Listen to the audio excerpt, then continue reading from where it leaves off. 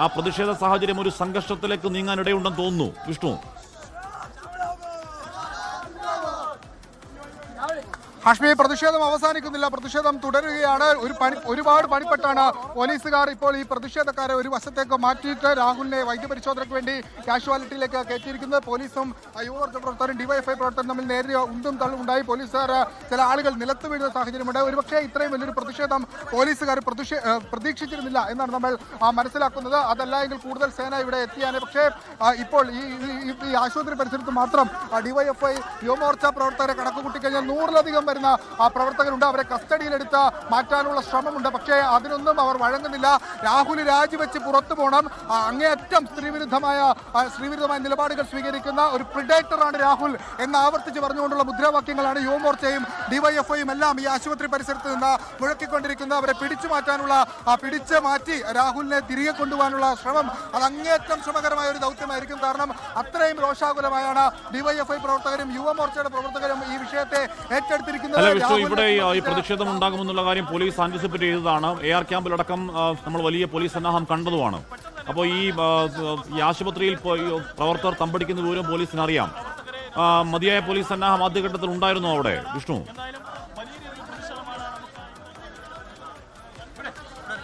ഹാഷ്മി, ഇത്രയേറെ പ്രവർത്തകരെ പ്രതീക്ഷിച്ചിരുന്നില്ല പോലീസ്. ആദ്യം ഒരു 10-20 പ്രവർത്തകർ ഉണ്ടാകും എന്നുള്ള ഒരു വിലയിരുത്തൽ, പ്രതിഷേധം ഉണ്ടാകുമെന്ന് അറിയാം, ഒരു 20 പ്രവർത്തകർ ഉണ്ടാകുമെന്ന് മാത്രമാണ് കരുതിയത്. പക്ഷേ രാഹുലിന്റെ വാഹനം ഇങ്ങോട്ടേക്ക് എത്തിയപ്പോൾ അങ്ങിങ്ങായി നിന്ന് പ്രവർത്തകർ ഒരുമിച്ച് ഡിവൈഎഫ്ഐയുടെയും യുവമോർച്ചയുടെയും പ്രവർത്തകർ ഈ വാഹനത്തിന് മുമ്പാകെ അടുക്കുകയായിരുന്നു. പിന്നീട് ഒരുപാട് പണിപ്പെട്ടാണ് ഈ ആശുപത്രിയുടെ മുൻഭാഗത്ത് നിന്ന് രാഹുലിനുമായുള്ള വാഹനം ഈ ആശുപത്രിയുടെ കാഷ്വാലിറ്റി ഭാഗത്തേക്ക് എത്തിയത്.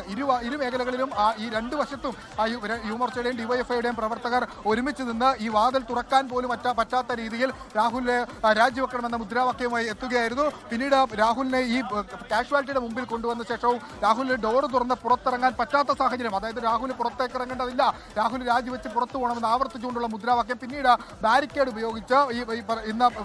ഉപയോഗിച്ച് പ്രവർത്തകരെ രണ്ടു വശത്തേക്കും തള്ളി മാറ്റി. പോലീസുകാരുമായി ഉന്തും തള്ളും ഒക്കെ ഉണ്ടായിരുന്നു. പ്രവർത്തകർ രണ്ടു വിഭാഗത്തിലെ പ്രവർത്തകരും പോലീസുകാർ നിലത്ത് വീഴുന്ന സാഹചര്യമുണ്ടായി, മാധ്യമ പ്രവർത്തകരടക്കം നിലത്ത് വീഴുന്ന സാഹചര്യമുണ്ടായി.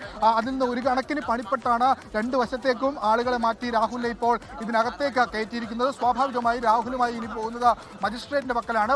വഴിയരികിലൊക്കെ ഈ പ്രതിഷേധത്തിനുള്ള സാധ്യത ഉണ്ട് എന്നാണ് നമ്മൾ മനസ്സിലാക്കുന്നത്. രാഹുലിനെ ഇപ്പോൾ ഈ കാണുന്ന കാഷ്വാലിറ്റിക്ക് അകത്തേക്ക് കയറ്റിയിരിക്കുകയാണ്. പക്ഷേ പുറത്തേക്ക് ഇറങ്ങുന്ന ഘട്ടത്തിൽ പ്രവർത്തകർ ഇവിടെ നിന്ന് പിരിഞ്ഞു പോയിട്ടില്ല. ആ ഘട്ടത്തിൽ എങ്ങനെയായിരിക്കും രാഹുലിനെ പുറത്തേക്ക് ഇറക്കുമ്പോൾ ഉണ്ടാകുന്ന പ്രതിഷേധത്തെ തടയുക എന്നുള്ളതും ഏറെ പ്രധാനപ്പെട്ട കാര്യമാണ്. കൂടുതൽ പോലീസുകാരെ ഇങ്ങോട്ടേക്ക് എത്തിച്ചിട്ടുണ്ട്, കൂടുതൽ ആളുകളെ ഇങ്ങോട്ടേക്ക് എത്തിച്ചിട്ടുണ്ട്. പ്രതിഷേധക്കാരും അതുപോലെ വരികയാണ്. നമുക്ക് ഈ ദൃശ്യങ്ങളിൽ കാണുന്നത് പോലെ തന്നെ പോലീസുകാർ ഈ പ്രതിഷേധം നടത്തിയ ആളുകളെ ഒരു വശത്തേക്ക് നിർത്തി അവരുടെ തന്നെ പോലീസിന്റെ ബാരിക്കേഡ് തീർത്തുകൊണ്ട് അവരെ ഈ വാതിലിന്റെ ഈ പരിസരത്തേക്ക് വരാതിരിക്കാൻ വേണ്ടി അപ്പുറത്ത് തന്നെ അവരെ മാറ്റി നിർത്തിയിരിക്കുകയാണ്. അവിടെ അവരിങ്ങോട്ടേക്ക് വന്നാൽ ഈ രാഹുലിനെ ഇവിടെ നിന്ന് വാഹനത്തിൽ തിരിച്ചു കയറ്റി മജിസ്ട്രേറ്റിന്റെ അടുത്തേക്ക് കൊണ്ടുപോകുക അങ്ങേയറ്റം ശ്രമകരമായ ഒരു കാര്യമായിരിക്കും.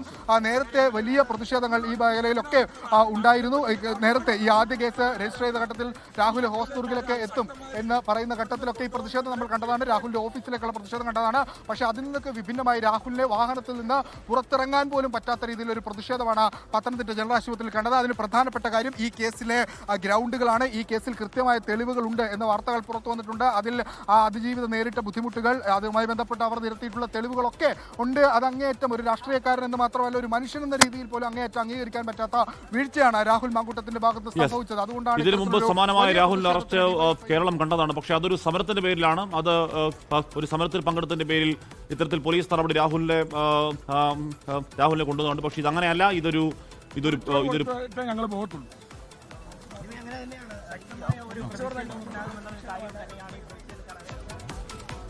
ഡിവൈഎഫ്ഐ യുവമോർച്ച പ്രവർത്തകരുടെ വലിയ പ്രതിഷേധം അവിടെ പുരോഗമിച്ചുകൊണ്ടിരിക്കുകയാണ്. അവിടെ 100-ലധികം പ്രവർത്തകർ ഇരുപക്ഷത്തിൻ്റെതുമായി അവിടെ ഉണ്ട് എന്നാണ് മനസ്സിലാക്കാൻ കഴിയുന്നത്. അതുകൊണ്ട് തന്നെ ആശുപത്രിയിലേക്ക് എത്തിച്ച രാഹുൽ മാങ്കൂട്ടത്തിലെ പോലീസ് വാഹനത്തിൽ നിന്ന് പുറത്തേക്കിറക്കാൻ പോലീസുകാർ കഷ്ടപ്പെടുന്നത് കണ്ടു.